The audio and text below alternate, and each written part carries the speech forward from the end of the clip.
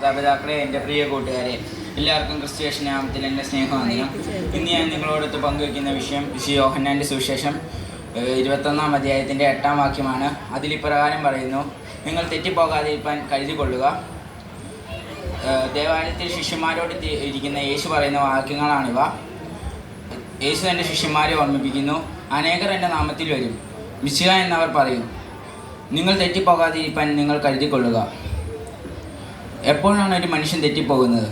ഈ കാലഘട്ടത്തിൽ ജീവിക്കുന്ന നമ്മൾ ഓരോരുത്തരും ഏറ്റവും അറിഞ്ഞിരിക്കേണ്ട കാര്യം അതാണ്.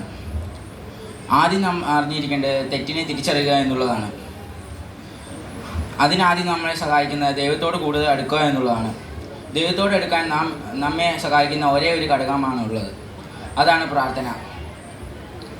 നമ്മുടെ കർത്താവായ യേശു ക്രിസ്തു നമ്മെ പഠിപ്പിച്ചിട്ടുള്ള ഒരു കാര്യമാണ് നിരന്തരം പ്രാർത്ഥിക്കുക എന്നുള്ളത്. കുടുംബത്തോടു കൂടെ ദേവാലയത്തിൽ പോകുന്ന യേശുവിൻ്റെ കുടുംബത്തെ വിശുദ്ധ ലൂക്കോസ് തൻ്റെ 2-ാം അധ്യായത്തിൻ്റെ 41 മുതൽ 43 വരെയുള്ള വാക്യത്തിൽ പരിചയപ്പെടുത്തുന്നുണ്ട്. നമുക്ക് കിട്ടുന്ന നന്മകൾക്കും നേട്ടങ്ങൾക്കും നന്ദി പ്രകാശിപ്പിക്കുവാൻ ഒരു സന്മനസ്സ് നമുക്കുണ്ടാകണം. വിശുദ്ധ ലൂക്കോസിൻ്റെ 17-ാം അധ്യായത്തിൻ്റെ 18-ാം വാക്യത്തിൽ യേശു ഇത് പറയുന്നുണ്ട്: നമ്മുടെ സന്തോഷത്തിലും ദുഃഖത്തിലും നമ്മുടെ കൂടെ ഉണ്ടാകുന്ന ഒരാളാണ് നമ്മുടെ യേശു. അതിൽ നമുക്ക് കർത്താവിൽ ആനന്ദിക്കാം. സദൃശ്യവാക്യങ്ങൾ 10-ാം അധ്യായത്തിൻ്റെ 1-ാം വാക്യത്തിൽ ഇങ്ങനെ പറയുന്നു: ജ്ഞാനമുള്ള മകൻ അപ്പനെ സന്തോഷിപ്പിക്കുന്നു, ഭോഷനായ മകൻ അമ്മയ്ക്ക് വ്യസന ഹേതുവാക്കുന്നു. ജ്ഞാനികളിൽ ജ്ഞാനിയായ ശലോമോൻ്റെ വാക്കുകളാണിവ. യേശുവിൻ്റെ പാതയിലൂടെ നാം സഞ്ചരിച്ച് നാം സഹോദര സ്നേഹം ഉണ്ടാകണം. അതിലൂടെ മാത്രമേ നാം ഒരു സത്യക്രിസ്ത്യാനി എന്ന സ്വയം അഭിമാനിക്കാൻ കഴിയുകയുള്ളൂ. ആത്മാവിനെ മലിനപ്പെടുത്തുന്ന പാതയിൽ നിന്ന് നാം മാറി നടക്കണം. വിശുദ്ധ യോഹന്നാൻ്റെ സുവിശേഷം 11-ാം അധ്യായത്തിൻ്റെ 25-ാം വാക്യത്തിൽ ഇങ്ങനെ പറയുന്നു: ഞാനാകുന്നു പുനരുത്ഥാനവും ജീവനും, എന്നെ വിശ്വസിക്കുന്നവൻ മരിച്ചാലും ജീവിക്കും.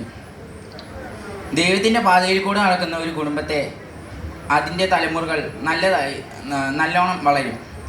ഒരു പുഴയാകുന്നത് ഇരു കരകളും നിയന്ത്രണ വിധേയമാകുമ്പോഴാണ്. അത് നിയന്ത്രണ വിധേയമല്ലെങ്കിൽ അത് ആപത്തിലാണ് കലാശിക്കുകയുള്ളൂ. വിശുദ്ധ ലൂക്കോസിൻ്റെ സുവിശേഷം 21-ാം അധ്യായത്തിൻ്റെ 34-ാം വാക്യത്തിൽ ഇങ്ങനെ പറയുന്നു: അമിത ഭക്ഷണമോ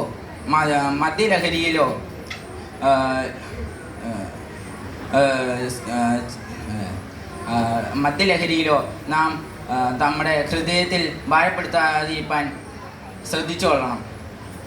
നാം നമ്മുടെ കർത്താവിൽ ഭയപ്പെട്ടും പ്രാർത്ഥിച്ചും വിശ്വസിച്ചും നാം ജീവിക്കണമെന്ന് പറഞ്ഞുകൊണ്ട് ഞാൻ എൻ്റെ വാക്കുകൾ ഉപസംഹരിക്കുന്നു. നന്ദി, നമസ്കാരം.